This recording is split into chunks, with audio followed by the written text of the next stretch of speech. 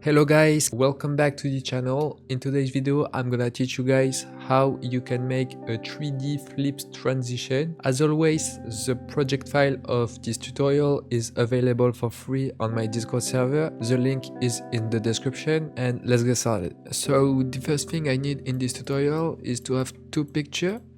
I'm just gonna drag and drop them into my main composition. I'm gonna scale them so they fit the composition. Then I'm gonna pre-compose them. So right click, pre-compose, and make sure move all attributes is checked. I'm gonna do the same for the other picture. By the way, if you don't know how to display the scale attribute, you need to press S on your keyboard to see it. I'm just gonna scale it a little bit. For this one, I'm gonna press Shift P on my keyboard to see the position attribute, and I'm gonna do something like this. And now I'm gonna pre-compose again, and now we have this. We have two pictures. Right click, go to new and create a null object.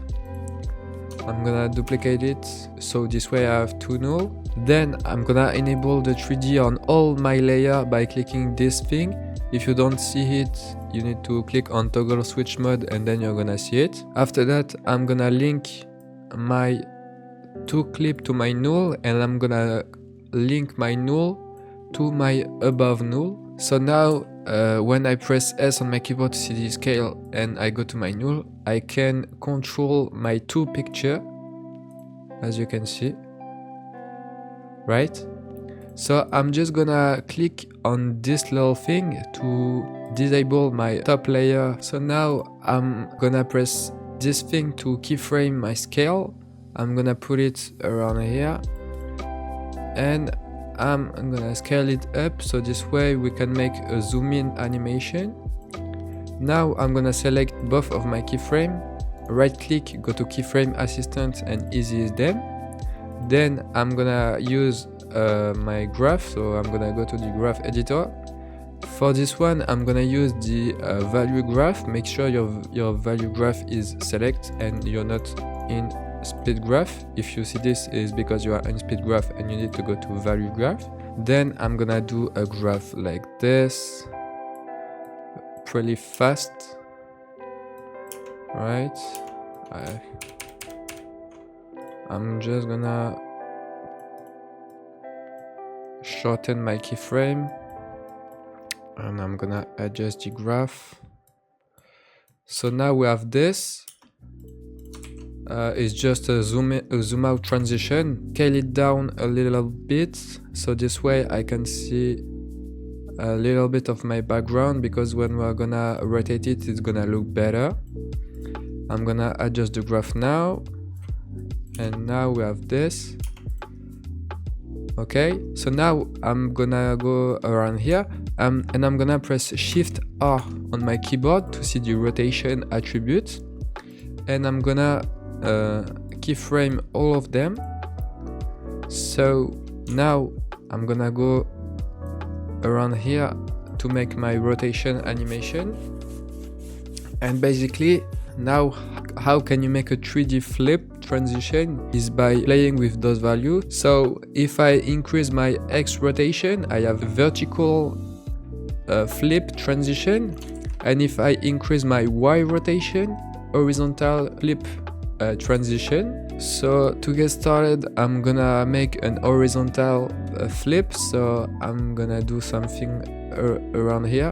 If you want to have a full flip, basically you need to put it to 180, but I think it looks better when you play with the value and you feel it to your edit. I'm gonna decrease a little bit my X rotation. Basically, to make it look smooth, you have to play with all the rotation. So now we have this. I'm gonna select all my keyframe, go to keyframe assistant, ease them, and now go to the graph editor. This time we are gonna use the split graph. So change your value graph to edit split graph, and I'm gonna do a graph like this, right? Okay, pretty smooth. But now, as we can see, I want my other image to be in here. so I'm gonna re-enable it. But as you can see, it's where we want, but it's also in front of my other image, which I don't want. So how can you fix it? You can select your above clip, go to position, and put the position to either +1 if you want it to be in the back, or either -1 if you want it to be the front. So in this case, I'm gonna put it to +1 because I want it to be the back. My default images look like this, so it means that my image of my back is not in the good place. So what I'm gonna do now is press R on my keyboard to see the rotation attribute, and I'm just gonna, on my Y rotation, put it to 180. And now my back image looks the way we want. Now to finish this transition, I'm gonna make a X rotation, so an horizontal rotation. So I'm gonna press R on my keyboard to see the rotation attribute. I'm gonna keyframe all of them, in this case 2. And now I'm gonna increase or decrease my X rotation. In this case, I'm gonna increase it, right? I'm gonna play a little bit with the value.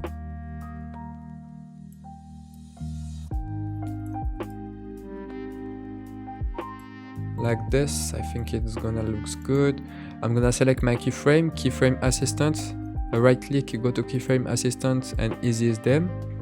Then I'm gonna make a graph like this. Okay, it looks pretty good, I think. So now guys, I think that my transition looks good.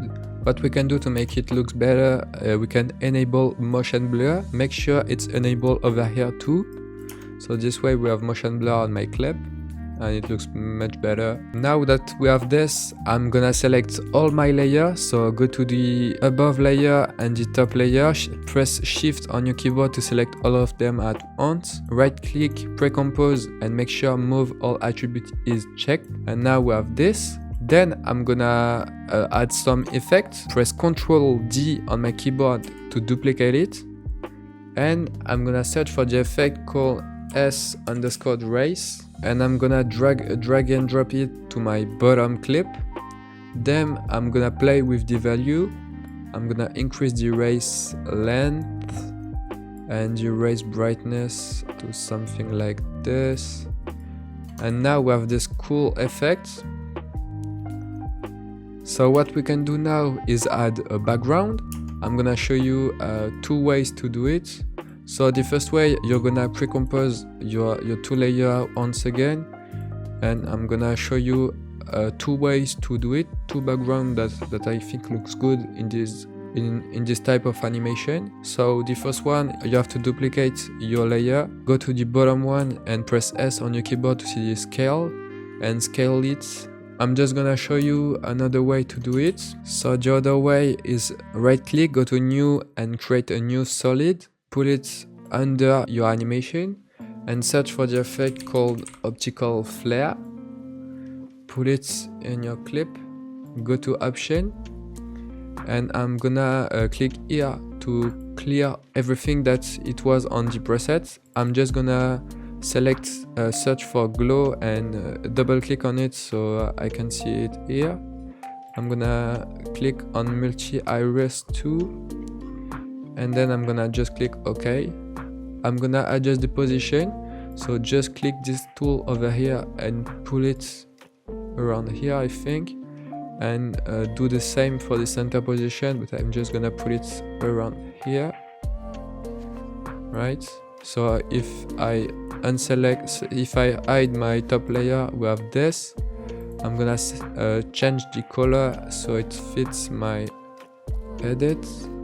I'm just gonna do a color like this, I think. Right, I'm gonna increase the brightness, the brightness a little bit. I'm just gonna adjust the position once again. Then I'm gonna keyframe my rotation offset. This is something that I like to do sometimes. And I'm gonna go to the end of my edit and put it to 1.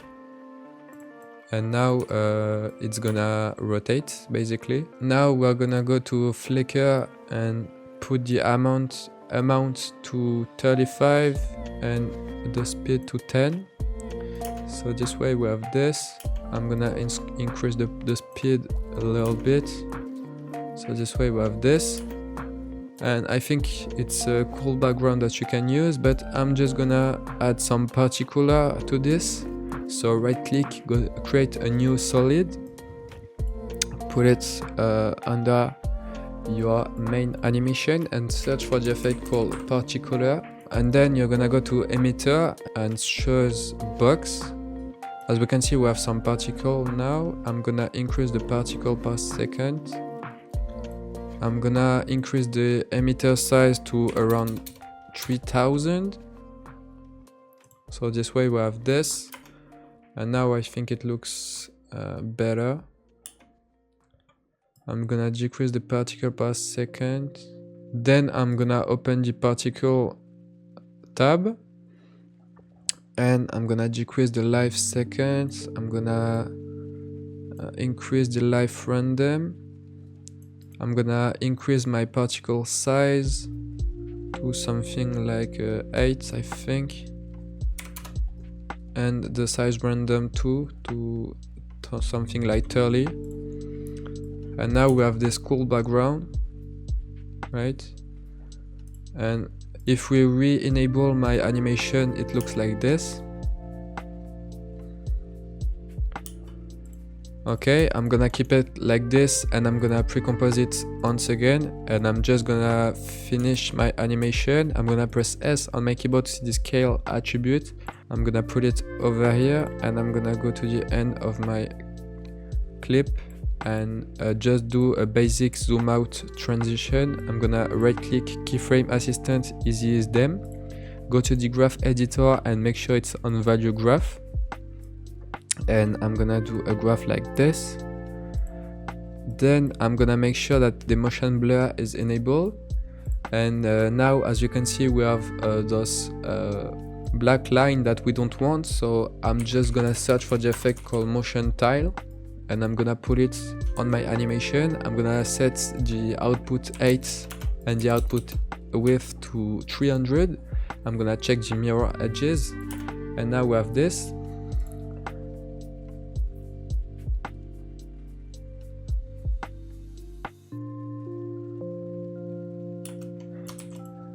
And now I'm just gonna add some effect to finish the edit. So I'm gonna right click new and create a new adjustment layer, duplicate it because I'm gonna add 2 main effects on this one. So for this part, I'm gonna add an effect called optic compensation. I'm gonna drag and drop it into my timeline. I'm gonna set the field of view to 180. Make sure reverse lens distortion is enabled. Then I'm gonna keyframe the field of view, go to over here and pull it to 0. I'm gonna select my keyframe, right click, go to keyframe assistant and easy as them. Then I'm just gonna do a graph like this. So now we have this, right? I think it will look better like this way, right? And now I'm gonna shake. If you want the same shake preset that I'm gonna use in this video, I have a shake pack. It contains over 50 high quality presets that you can use in your edit. If you want to get this pack, the link would be in the description. Thank you to everyone who's gonna get it. This is the best way to support the channel, and let's continue this tutorial. So I'm gonna search for Kai shake and I'm gonna go to my shake pack. Then I'm gonna just drag and drop a random top shake, and it's gonna look like this, right? Then to finish this transition, I'm gonna add an effect called warp, and I'm gonna pull it on my above adjustment layer, and I'm just gonna make a a basic fisheye warp to go with my zoom out transition. If you don't know what a fisheye warp is, you're gonna see it in a second. I'm just gonna so go to the warp style and put it to fisheye, keyframe my bend attribute, and then I'm gonna go to the end of my clip and pull it to -100, and I'm gonna select my keyframe, right click, go to keyframe assistant and easy as them. Now I'm gonna go to the graph editor and make a graph like this.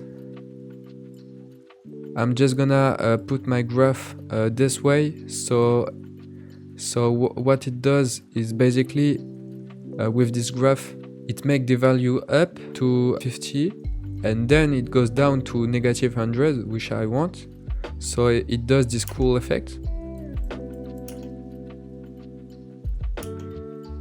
I'm just gonna adjust this graph because I think it's not looking the way we want, so I'm gonna increase it. So as you can see, it goes up and down, which I want. So thank you guys for watching this tutorial. I hope it helped you. If it does, don't forget to subscribe, like and comment. It's win-win for you and for me, and see you in the next one, guys.